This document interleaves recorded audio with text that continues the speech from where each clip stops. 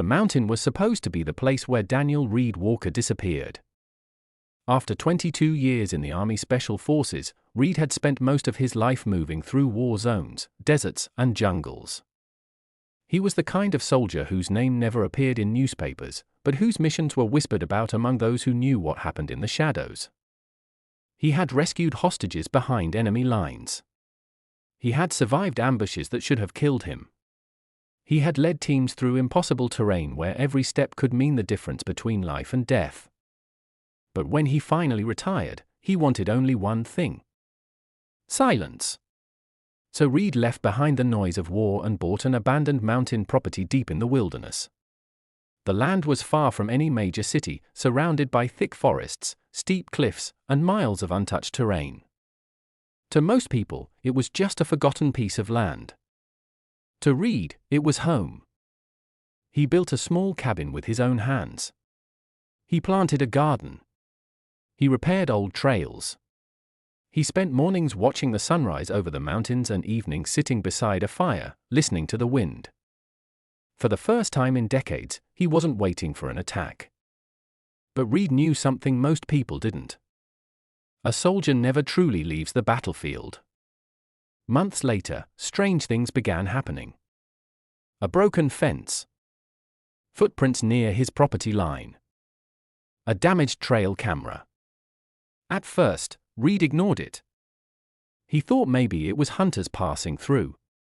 Maybe teenagers exploring. Maybe someone simply got lost. But then he found something that changed everything. A small device hidden near his property. A surveillance camera. Someone wasn't wandering onto his mountain. Someone was watching it. Reed immediately recognized the signs. This wasn't random. This was reconnaissance. Someone was studying his land. And they were preparing for something. Across the border, an elite criminal organization had been expanding its operations. They were not ordinary criminals. They had money, technology, and trained operators who had learned from former military personnel. Their leader, known as Victor Salazar, wanted Reed's mountain for one reason: the location. The mountain sat near a remote route that could be used to move valuable shipments without detection. But there was one problem.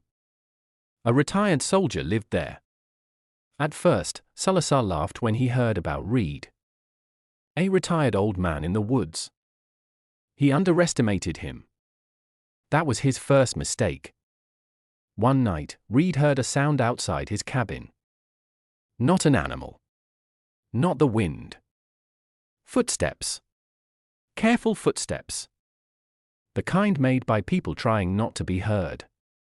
Reed turned off every light. He grabbed an old radio and quietly moved through the darkness. Years of training returned instantly. The man who had spent years surviving enemy territory was awake again. Outside, several armed men moved through the trees. They were professionals. They weren't searching randomly. They were moving like a team. Reed watched from the shadows and realized the truth. They weren't here to scare him. They were here to remove him. The first attack came before sunrise. The attackers believed they had the advantage. They had numbers. They had equipment. They had planning. But they didn't know the mountain belonged to Reed. Every trail. Every ridge. Every hidden path. He knew it all. The terrain that looked like an obstacle to them was a weapon in his hands. Reed moved through the forest like a ghost. He avoided direct confrontation whenever possible. He used the environment, patience, and decades of experience to stay one step ahead. The attackers expected an old man. They found a legend. As the days passed, the conflict became a battle of intelligence. Salazar kept sending more men. Reed kept adapting. The cartel team used drones. Reed used the landscape. They tracked him. He misled them. They surrounded him. He disappeared. The mountain became a chessboard, and Reed knew every move before they made it. But the enemy had one advantage. They discovered Reed's weakness. His neighbors. The people living near the mountain. The innocent families who had nothing to do with the fight. When Reed realized they were being threatened, he made a decision. He could leave. He could disappear. He could save himself.